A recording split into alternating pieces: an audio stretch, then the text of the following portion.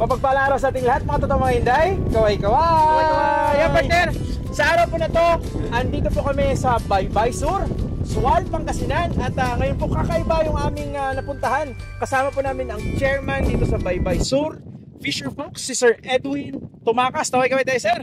Yan! Ngayong hapon po mga idol, alamin po natin kung paano nga ba inalagaan itong oyster farming or itong oyster dahil po sa pagkakaalam ko, ito is parang lalagay mo lang andun yung similya and forget, balikan lang pag-harvest. Ayun. Income na.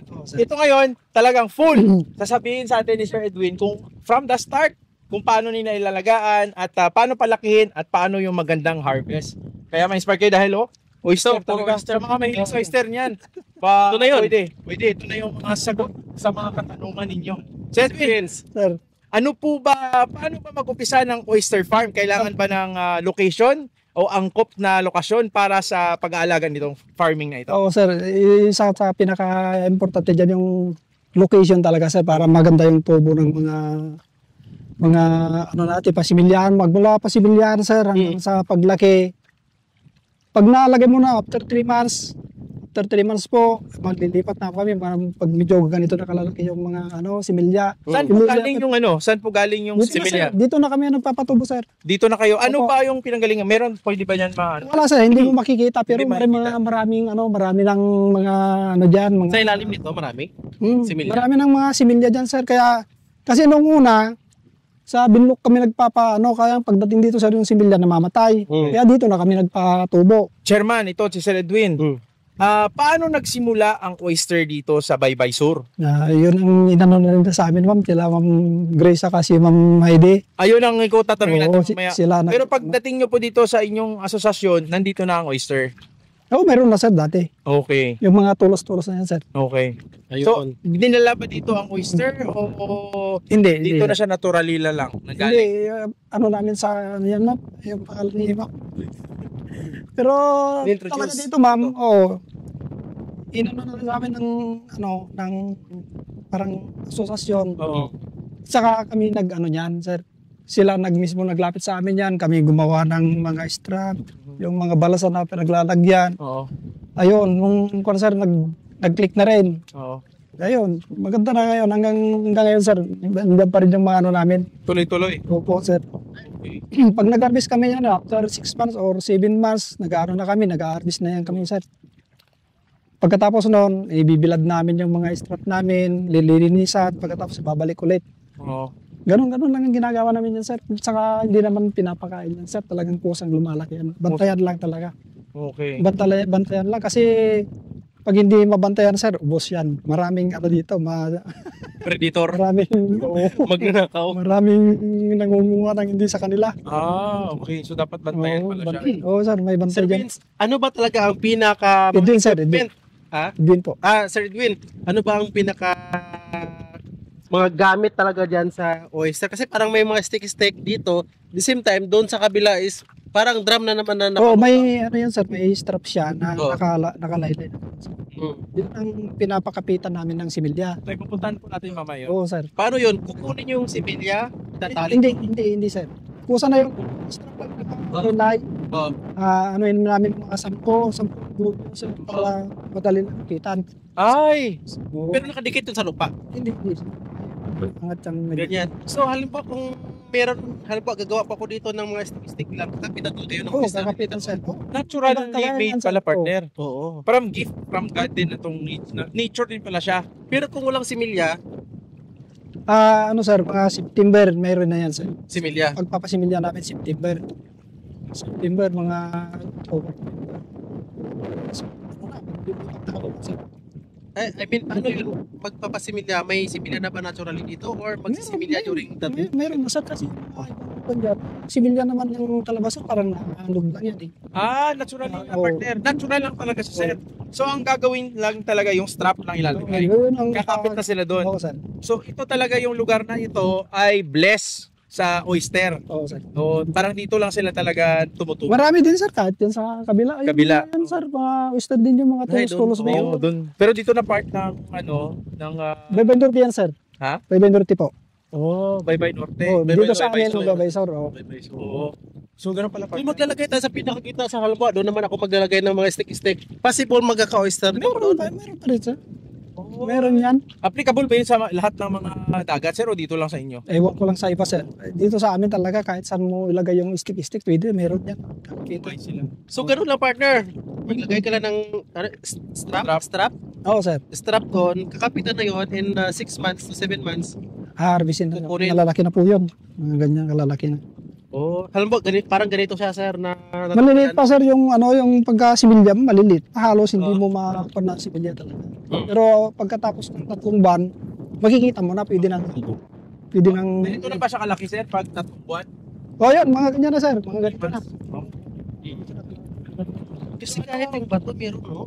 Sa bato siya. Ano, gaano ka Ito, laki sir. ang harvestable size? Ilang piraso sa 1 kilo? Pag, kung sir, mga 10 lang, 1 kilo na yun. Gaano ka matalit? Hindi, bato naman kasi yun, sir. Oh. Iba, Ito, pre, meron na Oo. nakakapit sa... pero hanggang doon na lang, ganyan na lang, sir. Yan, Hindi na to lalaki. Hindi na lalaki yan. Ito, meron sila, oh. Hindi na lalaki yan kasi dito sa bato yan, sir. So, pwede na rin ito ma-harvest, no? Pwede rin ano, kung may pang talop ko, sir, pwede. Pwede buksan. Pwede nabuksan niya. Sir, sa 1 kilo, sir, pag harvestable, ilang piraso? Mga 15. Malalaki na talaga, sir, mga 15 pinaso lang. 15 piraso 1 kilo. Kung anong kilo dito, sir? 50 po. Ay, mura pala yun. Hindi, magandang presyo na yun. 50 ang kilo. Sa, mabigat kasi yung partner. Sa isang Bato yan kasi. kasi 8 piraso. No? Hanggang 20, sir. Mabigat na, no? Mabigat na yun. Yes. Oo. Sir, usually, sir, ano ang sabi mo kanina maliban doon, sinabi mo kanina kailangan bantayan kasi nga maraming mga outsiders Oo, ang kumukuha na hindi sa kanila, kumukuha nila. Maliban doon, ano ang common problem dito sa oyster? Yung kasi may nakababalita ko na pag nagkaroon ng yung kontaminasyon. Ay, hindi pa naman, sir. Kaya halimbawa yung parang red tide, gano'n, sir. Wala po. Ano pa ang common problem, sir, sa oyster? Wala, sir. Kasi hindi naman talaga totally na inaalagaan yan, pinapakain. Hindi, sir. Oh, so hayaan lang talaga sa order. Paano kung nagbagyo, sir? Wala din napekto. Hindi. Yung maliban lang sa mga drum, sir, kung lulubog. Oo. Pero mayroon pa rin yan mayroon pa rin mga, sir, talaba. So, maka-harvest pa rin siya. Maaris pa rin. So, Wala 6 nang- months? Oo, 6 months. Paano 6, yan, sir? 7 months. Pag nag-harvest kayo, iaahon yung tapos tatanggalin dito? Or Doon na lang, doon na lang din, sir. Tatanggalin na lang namin doon sa mga payong, yung mahirap na tanggalin doon sa strap. Gamitan mo ng kutsilyo. Pero karamihan yan, ginagawa ko lang, sir, pag malalaki na talaga, hindi na mag-batis ka na. isang strap, ilang kilo naman kukuha na? Marami din, sir. Baka hindi lang 2 kilo siguro ang isang strap doon. Ay, ganun pala ba? Oo, bigat. So, hindi pala to matrabaho. Hindi, sir. Hindi talaga magandang alagaan. Ganun. Ay, wala na pala tayong gusto dito kasi lalagay ng strap, tapos babalikan na lang 6 months. 3 months. 6 3 months, sir. Oo, titingnan, magmulo sa strap na papain natin sa dagat, sir. Pag Galing naman na after, farming na ito. after 3 months, Oh. pero kada linggo yan tinitignan namin, sir. Kada linggo yan tinitignan namin kung may kapit na. Oo. Pag may kapit na, mga 3 months, ganoon, 2.5 months, Babalikan. babalikan, tapos ililipat na namin. May sir. may chance ba, sir, na after yung pagtingin wala pang kumapit? Anong ginagawa nyo? Wala sir, doon lang, babad lang. Kakapit lang din. Partner, wala pala talaga. Wala talagang gagawin ka. Kaya wala tayong puhunan dyan sa mga gamit lang sa Sir, puhunan natin dyan. Sa'yo, sir, kasi ilang years na kayong nag-oyster. Ang Sa inyo po, gaano kaganda ang kitaan sa oyster? maganda rin, sir. Mas maganda kaysa noon. Wow. Sa kanyang, yung parang mulutang, sir, mga ilang kilo ang kukuha natin dyan. Hindi ko alam, sir, kung ilang kilo kasi na-harvest namin dyan, mga 30, 31 sako. 31 na sako. Sa isang sako, sir, ilang piraso? Ilang kilo yun? 31. 31. So, 31 times. Almost 1,000 kilos din, sir. Kasi pag 1 sako, tons. sako-sako ng usapan namin dito, sir, pag may nag-order ng isang sako, 1 to na kasi ang presyo ngayon. 1 to ang isang sako. Opo. Ay, mas mahal. So kung mga 30 na sako, di mga 30,000 din. Sobra. Kasi 1 to eh. So, mga almost 50 to 60,000. Mga 40. 40 to 50. 40, oh. Oo. Tama ba, Ganun sir? lang. So, sir. Libor na lang yun nung babayaran mo doon.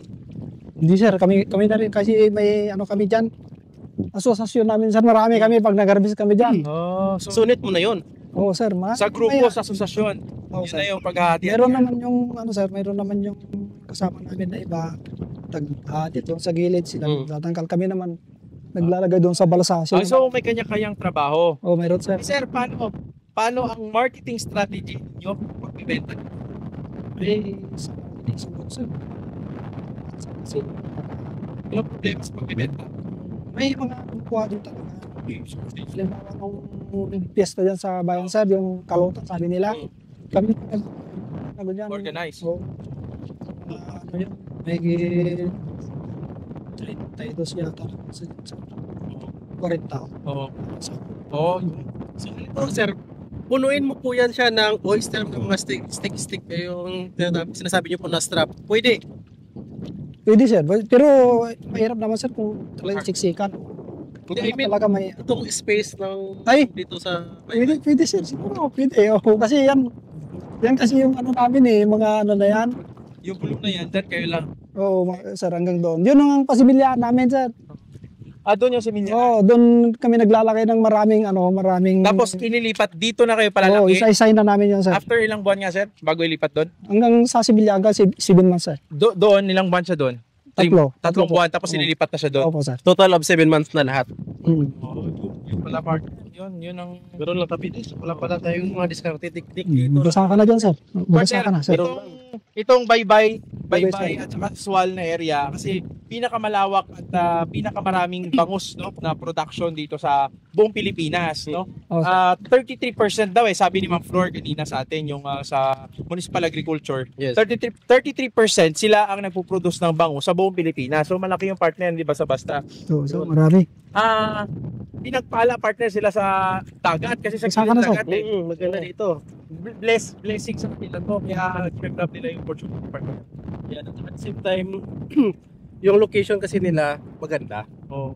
Or sadyang may mga knowledge yung mga tao dito. Kaya even sa Mindanao lang may ganitong oyster at not sure lang doon sa atin banda. Walang ganito. Sa Iloilo na pagpunta natin, Marami. kumain tayo nun, sumakit pa kayo dyan. Dito kasi, sir, yung laman ng talaban namin dito, sir, parang gatas pag talagang Ay, wag kayo ganyan, sir, napuputong na tuloy kami. Parang gatas, sir, yung pagdabibiyat na nababasag yun. Oo. Parang gatas talaga. Sige, tikman Puti talaga. Bibili tayo. Malala Ewan ko lang, sir, kung meron pa doon. Kasi kanina meron pa. Kasi nga, hindi, pag daan excursion, sir. Mabilis lang. Mabilis lang. So, yun sa mga pinakamaganda partner. Walang problem sa marketing. No? Hindi ganun kahirap yung pag-aalaga. Maglalagay ka lang ng strap. After 3 months, ilipat mo na sa Palakihan, sir. palakihan. harvest na lang. Harvest na lang. Harvest. At ang babantayan mo na lang, magbabayad ka siguro dito ng guard, no? Hindi naman, sir. Ay, wala. Kami rin, sir. Kayo din. Yun lang, magbabantay lang. Oo, kasi asosasyon, So, yun po mga totoo kayo, Day. Wala naman pala Sobrang totoo. bilis. Uwi na kami. Kasi wala na. Hindi, papunta po kami doon. Magbabalsa kami. Sana hindi kami mabasa, so, yun mga totoo. Partner, may question ka ka, sir. Wala na partner, wala naman kasing gagawin na. Oo. Kahit nga ngayon pwede natin gawin Oo. Maglagay tayo ng strap. Oo. Doon natin nilagay sa gilid, pasimilyahan, Oo. 3 months. Oo. Pag may similya na, dadalhin na natin dito, papalakihin. Oo. After 3 to 4 months, Oo. total of 7 months, pa-harvestin na natin, gaganinin daw. Oo. Tapos, bibenta na. Oo. Pera na. Pera na. Walang pera. Partner, pagkuha tayo ng story mamaya kung saan talaga nanggaling itong oyster. Nandito yung kanilang aquaculturist. Uy, video natin sa mamaya, interview natin siya. Tingnan nyo pa sa likod dyan. Ayan. Dalawa. Si Sir Lawrence. Yan. Ayan sila, yung team yan sila. So, partner, magpapasalamat lang ako sa Department of Agriculture, lalo na kay sa Municipal Agriculturist natin, si Ma'am Florencia Guanzon, sa pagsasama sa amin dito at pag-allow sa amin na ma-feature itong swal sa agriculture, lalo na dito sa aquaculture na oyster. Tama po yung mga idol at saka grabe, sobrang dami. Imagine mo dito, ano pala natin siguro yan, ibenta. Sa ating parte binibenta to, di ba? Ang binibili kasi yung sa pataas magtataas yung pH level. At the same time, itong niya, 60 pesos yan eh, per kilo ito. Per kilo. Shell pa lang shell nung lang naman ha. Oo. Kasi inaano to sa filter ng mga koi. Na-remember ko, bumili pa tayo. goldfish, Oo. Galing pa sa Iloilo yun eh. Iloilo pa. At the same time, kapag nasunog po ito siya is ano po ito siya? Tawag yan, lime. Live. Oh, maganda yun sa pang buffer ng ano. Din. Same time, fish pan. Yan. So, partner, tarawin ko lang si Sir Ben, sa Sir Edwin. Sir, ano ba ang pwede mo ma-advise sa mga may mga ganitong klaseng business? Ano ba ang kailangan nilang tandaan para matuloy-tuloy ang oyster ang farming? Unang-una dyan, sir, pag may mabibigyan tayo ng opportunity na mag-alaga ng ganyan, sipag lang talaga. Sipag. Number one, sipag. Unan. Kasi pag wala kang sipag dyan, sir, hirapan talaga. Saka yun, sir, sipag talaga. Kasi minsan 2 beses, 3 beses sa isang linggo mo bibisitahin. Babalik-balikan din pala. Once a week. Parang ito na yung extra income. Titingnan mo lang, sir, pero pag natingnan mo na, pwede ka pumunta kung gagawin ka pa.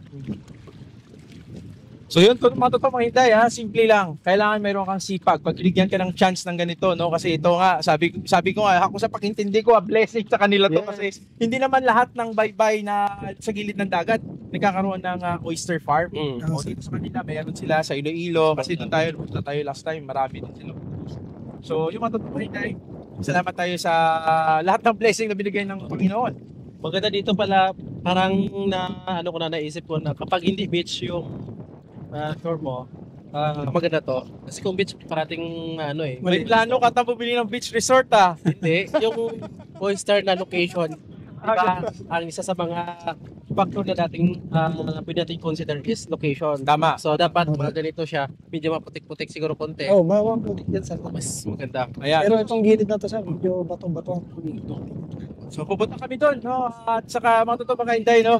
Abangan nyo yung susunod na video kasi yung aquaculturist nila ang interview natin. So matuto mga hinday, please don't forget to subscribe ang channel po namin. Click the notification bell para updated kayo sa mga bagong tips and technique na pa-farm, no? At sa iba't ibang klaseng farming techniques, ikutin namin ang buong Pilipinas para ma-showcase sa inyo. At soon, sana po this year, pupunta kami ng ibang bansa para mapakita din yung advanced technology na pwede nilang i-offer sa atin, no? At matutunan natin, partner. Yan mula dito sa Bye Sor, Sual, Pangasinan. Happy farming! Kasama natin yung chairman, si Sir Edwin. Tumakas Tumakas po kayo, sir. Maraming salamat. Kaway. Bye-bye.